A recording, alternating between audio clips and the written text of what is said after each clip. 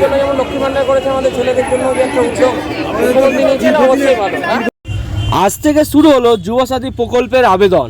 বহরমপুর পৌরসভার পৌরপিতা নারুগোপাল মুখার্জির তত্ত্বাবধানে খুব সুন্দর ব্যবস্থাপনায় পৌরসভায় চলল এই ক্যাম্পে উপচে পড়া ভিড় লক্ষ্য করা গেল যুবক যুবতীদের মধ্যে।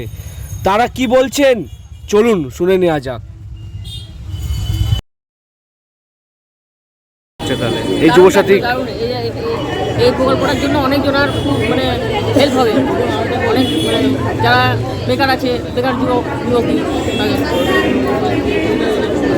আপনার নাম? আমার নাম কুণাল রায়। আপনি খুশি এই প্রকল্পের জন্য?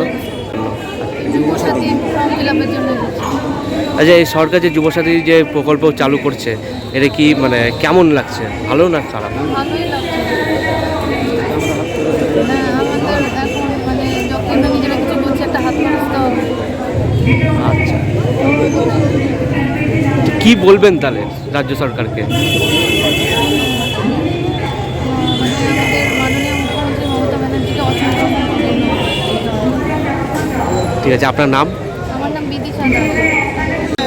মাননীয় মুখ্যমন্ত্রী মমতা বন্দ্যোপাধ্যায়ের অনুপ্রেরণায় এবং বহরমপুর পৌরসভা নারুগোপাল মুখার্জির উদ্যোগে যুবসাথী প্রকল্প এবং তার সঙ্গে লক্ষ্মী ভাণ্ডারে যারা এখনও পর্যন্ত তাদের ফর্ম ফিল আপ করেননি বা লক্ষ্মী ভাণ্ডার পাচ্ছেন না, এবং তার সঙ্গে কৃষকদেরও একটি শহর অঞ্চলে যদিও সেটি কম, তার জন্য আমাদের বিভিন্ন রকম কাউন্টার এখানে করা হয়েছে।